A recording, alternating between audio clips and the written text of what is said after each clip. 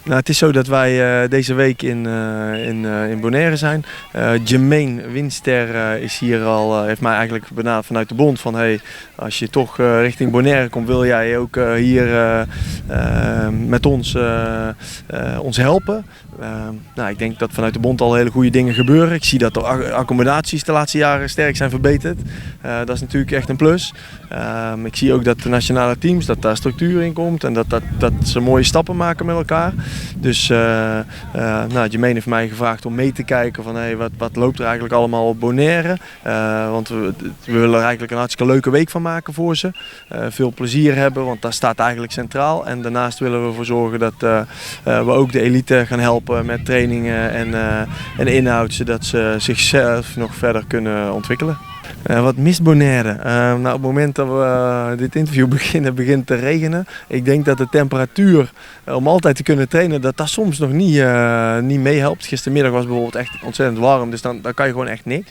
Dus je zit hem vooral in trainingsuren 's morgens of 's avonds. Nou, ik denk dat in faciliteiten dat nog steeds altijd beter kan, maar dat daar in ieder geval al een goede ontwikkeling plaatsvindt. En ik denk dat er in cultuur dat spelers ook duidelijk, misschien wel in mindset duidelijk moeten hebben, wat willen ze nou uiteindelijk daadwerkelijk bereiken met voetbal. En ik denk dat als die mindset die omslag gaat komen, dat dan nog meer spelers gefocust zijn op hey, ik wil mijn toekomst ook met voetbal mijn baan daarvan maken. Nou, ik ben al een keertje vaker, in 2018 ben ik op Bonaire geweest. Toen was het echt om een voetbalkamp te draaien. Dat is nu even iets anders. Nu is het even wat breder om echt vanuit de bond ook te helpen.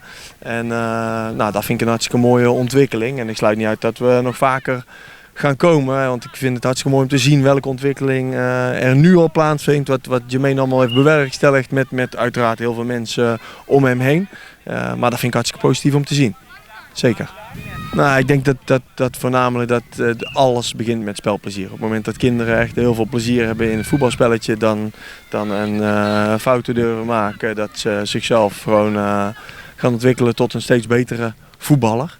En volgens mij is dat het vertrekpunt wat Jermaine hier centraal zet. Gewoon, er moet gewoon spelplezier, er moet gewoon heel veel plezier zijn.